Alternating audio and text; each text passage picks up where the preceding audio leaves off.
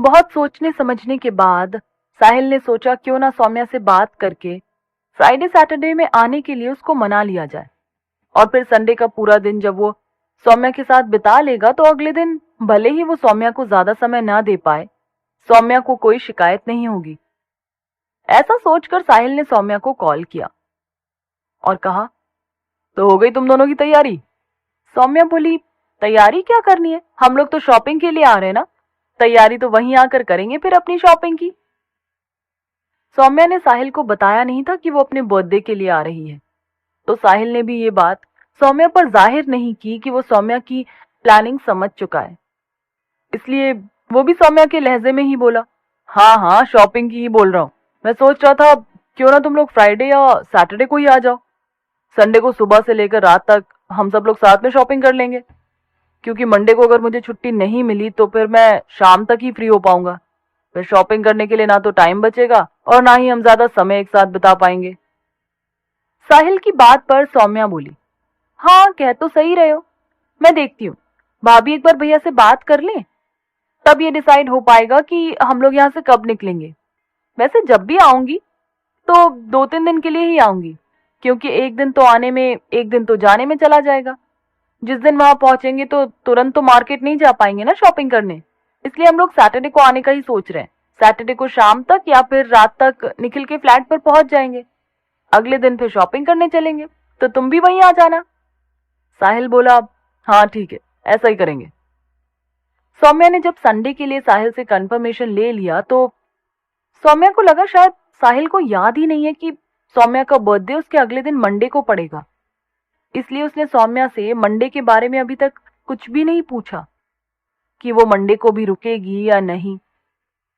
सौम्या भी अपनी बर्थडे को लेकर कुछ भी डिस्कशन नहीं करना चाहती थी, इसलिए सौम्या ने भी अपनी तरफ से इस बारे में कुछ नहीं कहा। फिर आगे वैशाली और विनय के बारे में बताते हुए साहिल से बोली, यार यहाँ वैशाली और विनय में थोड़ी प्रॉब्लम हो गई है। मैं सोच रही थी कि जब मैं और वैशाली वहां पहुंच जाएं तो तुम एक बार विनय से बात कर लेना, अगर पॉसिबल हो तो उसको भी वहां बुला लेना। मैं चाहती हूँ कि हम दोनों के सामने वैशाली और विनय बैठकर बात करें। साहिल इस तरह की बातें सुनकर थोड़ा हैरान हुआ और पूछने लगा, अरे ऐसा क्या हो गया दोनों में? और विनय तो वैशाली के पीछे पीछे घूमता रहता था हमेशा, वो भला किस बात से नाराज हो सकता है वैशाली से? साहिल के पूछने पर सौम्या ने वैशाली और विनय की सारी बातें साहिल को बता दी। पूरी बात सुनने के बाद साहिल बोला, यार ये तो बहुत गलत हुआ, वैसे इसमें थोड़ी गलती तो वैशाली की भी है, उसको जाना ही नहीं चाहिए था महेश्वर, वो भी किसी अजनबी बंदे के साथ।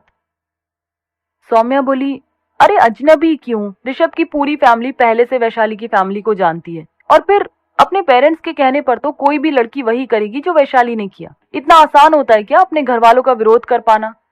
और फिर विनय ने तो पहले ही बोल दिया था कि जो हो रहा है होने दो, मैं आकर सब सही कर दूंगा। फिर जब वैशाली चुपचाप वही सब करने लगी जो उसके पेरेंट्स चाहते थे, तो विनय को इतना गुस्सा दिखाना सही था क्या? और सबसे बड़ी बात तो ये है कि उसने वैशाली को इतना गलत समझ लिया। उसने खुद वैशाली से कह दिया कि तुम भी अपने पेरेंट्स की तरह पैसों के पीछे भाग रही हो। इतनी बड़ी बात कोई भी लड़की भला क्यों सुनेगी? और रही वैशाली की बात, तो वैशाली को तुम भी अच्छे से जानते हो कि वो सब कुछ मान सकती है लेकिन अपने आत्मसम्मान को कम नहीं होने दे सकती। इसलिए मुझे तो वैशाली गलत नहीं लगी। हाँ, विनय को लेकर ये जरूर लगा कि जो विनय पहले इतना पीछे पीछे घूमता था, अब वही वैशाली को इस तरह की बातें सुना रहा है। सौम्या की बातें सुनकर साहिल को लगा कि सौम्या वैशाली से बहुत ज्यादा अटैच्ड है, इसलिए वो भी वैशाली की तरह सोच रही है। लेकिन विनय ने ये सब क्यों कहा होगा, ये ना तो सौम्या समझ पा रही है और ना ही वैशाली। साहिल सौम्या को समझाते हुए बोला, सौम्या मैं मानता हूं कि विनय ने जो कहा और जैसे कहा वो गलत था, लेकिन ये भी तो हो सकता है कि विनय के मन में इस बात को लेकर इनसिक्योरिटी आ गई हो कि उसकी वैशाली किसी और के साथ है। इनसिक्योरिटी आना तो यही इंडिकेट करता है कि विनय वैशाली से बहुत प्यार करता है और वो किसी भी कीमत पर वैशाली को खुद से दूर नहीं होने देना चाहता। जब उसको जरा सा लगा कि वैशाली उससे दूर हो रही है तो वो बर्दाश्त नहीं कर पाया, इसलिए गुस्से में इतना सब बोल गया हो। साहिल की बात सुनकर सौम्या बोली, अरे यार जो भी कारण हो, पर बात गलत तरीके से कही जाए तो बुरी ही लगती है। साहिल बोला, हाँ शायद तुम सही कह रही हो, अच्छा चलो देखते हैं फिर, ऐसा करो, पहले तुम दोनों आ जाओ, फिर उसके बाद मैं विनय को कॉल करूंगा। अगर अभी तुरंत बात करूंगा तो हो सकता है विनय को ऐसा लगे कि वैशाली ने उसके और विनय के बीच की सारी प्राइवेट बातें हम दोनों के साथ शेयर कर ली। कुछ दिन और देखते, शायद हमारी बिना किसी कोशिश के ही वैशाली और विनय आपस में बात करके सब कुछ सही कर ले। अगर तब भी सही नहीं हुआ तो फिर विनय को यहां बुला लूंगा।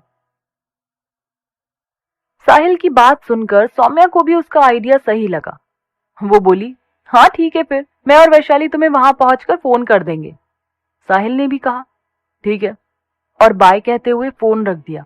फोन रखने के बाद साहिल सोचने लगा, चलो अच्छा ही हुआ, अब कम से कम संडे को सौम्या के साथ पूरे तरीके से टाइम स्पेंड कर पाऊंगा। बहुत दिन बाद साहिल और सौम्या मिलने वाले थे। ये सोचकर साहिल के मन में गुदगुदी सी होने लगी थी। सौम्या से मिलने का इंतजार तो साहिल को भी था, लेकिन अपनी व्यस्तता के कारण ना तो वो सौम्या से इस तरह की बातें कर पाता था और ना ही ये बता पाता था कि उसे सौम्या का कितना इंतजार है। ट्रेनिंग के दौरान भी शायद ही कोई दिन निकला हो जिस दिन साहिल ने सौम्या को याद ना किया हो। लेकिन साहिल उन लड़कों में से नहीं था जो अपने हर इमोशन को जाहिर कर देते हैं। सौम्या से मिलने की बात पक्की हो जाने पर अब साहिल की बेचैनी भी बढ़ने लगी थी। उसको भी इंतजार था कि जल्दी से सौम्या आए और जल्दी से साहिल उसको देखे, उससे मिले, उससे बहुत सारी बातें करे। इसी तरह सौम्या के ख्यालों में खोया हुआ साहिल उसके बारे में सोचता सोचता सो गया।